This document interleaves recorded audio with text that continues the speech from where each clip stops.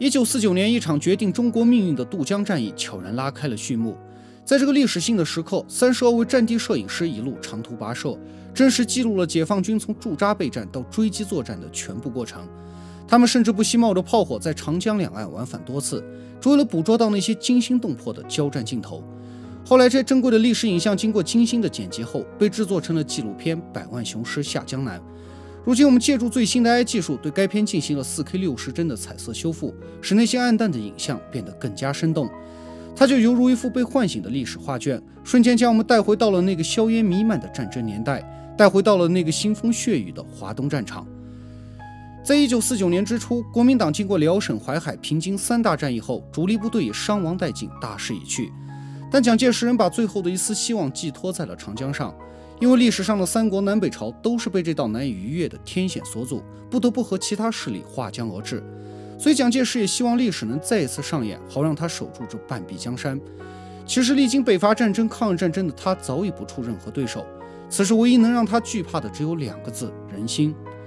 自2月开始，解放军的百万雄师已陆续挥兵南下，其所到之处均掀起了一股轰轰烈烈的拥军热潮。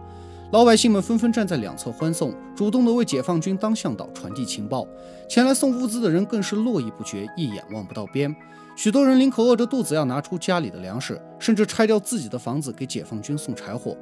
为了保证汽车坦克能顺利地通过，各地村民还自发组织了一支施工队，抢修被国民党破坏的桥梁和道路。根据统计，当时光江北一带的老百姓就捐献了军衣军鞋4万多套，还有上万民工自愿推着小车前来帮解放军运送军事物资。同年4月，由于蒋介石拒绝接受国内和平协定，以致双方谈判破裂。于是毛泽东命解放军分3路并进，开始军事渡江。当时蒋介石在长达1800公里的长江沿线一共部署了70万兵力，并用各种舰艇130多艘，飞机300余架，构成了一个海陆空立体防御体系。加上长江天险的加持，整条防线防的是滴水不漏。美国的魏特曼将军甚至夸下海口，说国民党就是用扫把都能守住长江。而解放军的航渡工具全都是从民间征集的木质小帆船，且大多战士不善水战，游泳都是临时现学。再加上正值长江汛期，风大浪高，稍有不慎便有全军覆没的危险。想当年，无论是曹操还是太武帝拓跋圭、石达开，都曾在这里折戟沉沙，留下了千古遗恨。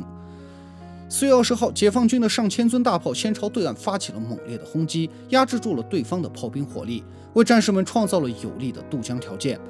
紧接着，先头部队冒着炮火开始出发。为了加快船速，战士们挥动着铁锹和钢盔，所有能划水的东西都成了临时的船桨。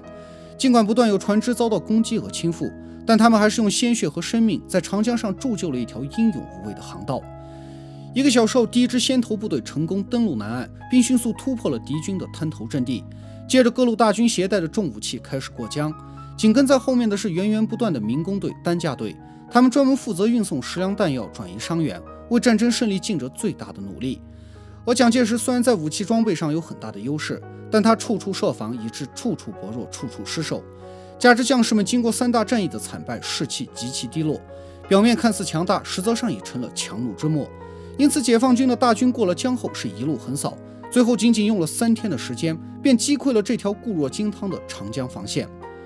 4月23号，南京解放后，大军又沿着京沪线一路猛推，陆续解放了镇江、无锡、苏州等大小城镇，而国民党的残余力量则一路撤逃，宽阔的大路上堆满了他们丢弃的装备和饭锅。为了防止他们向上海集结，增强当地的防守力量，刚刚打完渡江战役的解放军，于是又迅速投入了江南的大追击中。经过8天8夜的急行军，许多战士已超出了人体所能承受的极限。那种持续极度疲劳带来的痛苦，让人觉得脚都快走碎了。5月中旬，江南游击队在皖南一带和主力部队会师，之后大军沿沪杭铁路东进，连续解放了杭州、嘉兴、松江，直达上海外围。同时，另外一路大军也沿着京沪线到达了浏河、罗店一带。面对汹涌如潮的解放军，穷途末路的蒋介石集结了20万残兵败将，准备在上海做垂死的抵抗。这座远东的第一都市曾多次遭遇战火，建有大量的防御工事。抗战前是美国、德国人修，后来又是日本人修。如今蒋介石又在原来的基础上增添了大量的钢筋水泥地堡，总体构成了一个强大的交叉火力网。另外，蒋介石还沉没了大量木船，往江河里投放了无数巨石，将水路全部封死。为了构成一道焦土防线，他还炸毁了近郊的许多桥梁，烧毁了全国最大的江南造船所，拆除了西郊的全部民房。而成千上万的百姓却因此流离失所，无家可归，只能睡在马路两旁，靠乞讨为生。而就在解放军以排山倒海之势扑向上海时，却突然收到了停止前进的命令。一时间20万大军紧急刹车，就地转入战前准备。因为当上海有许多工厂都是西方列强开设的，稍有闪失就会引起他们的武装干涉，甚至触发第3次世界大战。这等于在无形中为国民党军队穿上了一件防弹衣。因此毛泽东提出打上海要稳打，不要武打，不仅要消灭敌人，还要保全城市，争取人心。陈毅则形象地将其比喻为瓷器店里打老鼠，既要捉住老鼠，又不能打碎珍贵的瓷器。5月14号，他们对上海西北地区的主要防线发起猛攻。由于时值雨季，战士们一边要面临着枪林弹雨，一边则要穿越重重的河沟和泥泞的道路。有的战士甚至在水中连续作战了7、8天。最终他们付出了8000多人的伤亡代价，才摧毁了敌军的近代化防御工事。之后解放军改变战术，从猛插猛打改为了逐屋推进，从而扭转了整个战局。与此同时，浦东方面的主力则连续粉碎了敌军的抵抗，正朝着市中心前进。而沿途的这些坦克火炮基本都是敌人逃跑时丢下的美式武器。在解放军强大的攻势下，留守上海市区的国民党最高指挥官刘昌义于25号率领残部4万多人缴械投降。他们原本计划坚守6个月的上海战役，如今仅仅过了16天便已全线瓦解。1949年5月27号，随着残敌被一一肃清，上海终于迎来了解放的曙光。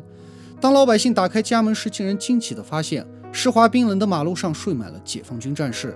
原来在进攻前，所有战士都收到了一个命令，进城后一律露宿街头，不进民房，必须严格遵守3大纪律8项注意。